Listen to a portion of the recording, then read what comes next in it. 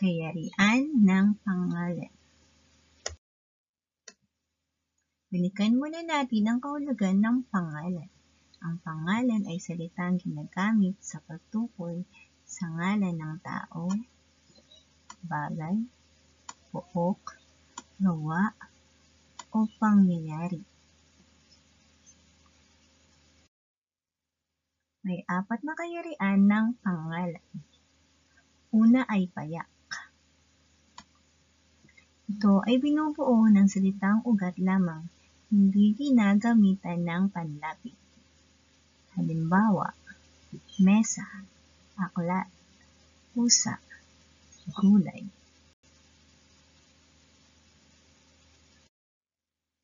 Ang ikalawang kayarian ay may lapit.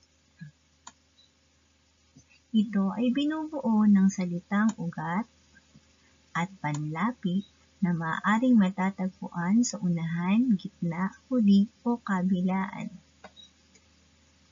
Halimbawa, sa pangalang pagkain, ang ating salitang ugat ay kain at ang ating dinagdag na panlapit ay pag. Sa pintuan, ang ating salitang ugat ay pinto at ang ating panlaping idinagdag ay an. Sa kagubatan, ang ating salitang ugat ay gubat at ang ating idinagdag na panlapit ay ka at an.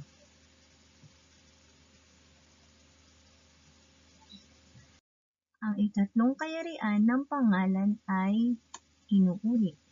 Ito ay binubuo sa pamamagitan ng pag-uulit ng unang 2 pantig ng salitang ugat o ng buong salitang ugat na maaaring mayroon o walang dagdag na panlapit.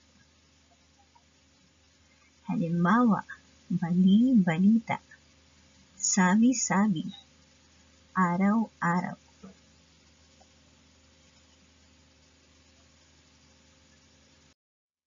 Ang ika-4 na kayarian ay tambalan. Ito ay pangalang binubuo ng pagsasama ng 2 magkaibang salita. Halimbawa, anak, pawis. Pinagsama ang salitang anak at pawis. Kapit, bahay. Pinagsama ang kapit at bahay. Silid, aklatan. Pinagsama ang salitang silid at aklatan.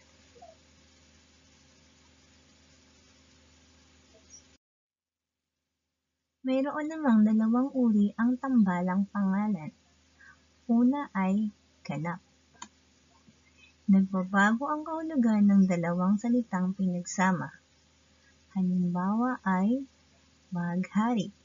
Nang pinagsama ang 2 salitang ito ay nag-iba na ang kanilang kahulugan. Tenga at kawali.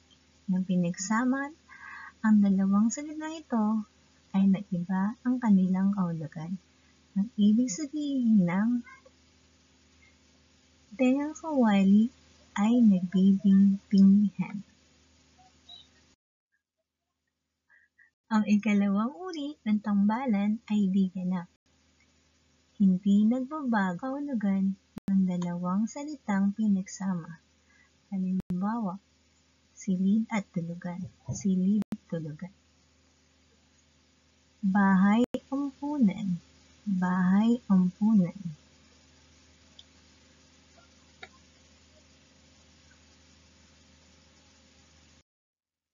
Subukin nga natin kung may natutunan ka. Tukuyin mo kung ano ang kayarian ng pangalan ng mga sumusunod. Sabihin mo kung kaya may lapi, inuulit, o tambalan. Number 1, bahay-guho. 5 segundo.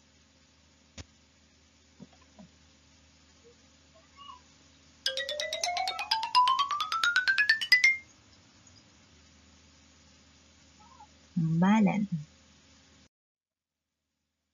Number 2, kabukiran.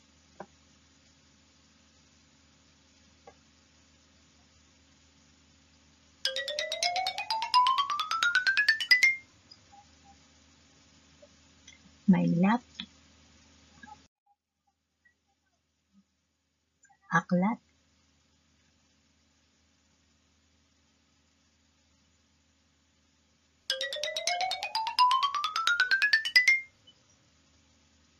payak, balat sibuyas,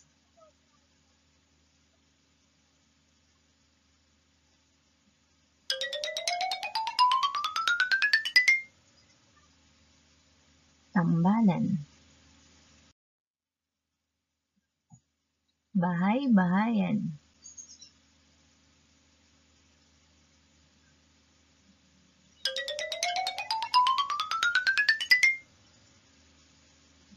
inuulit. Nasagot mo ba ng tama ang lahat? Mahusay. Kung hindi, ay mag-aral pang mabuti. Sana ay may natutunan kayo. Happy learning, see you normal. Paalam!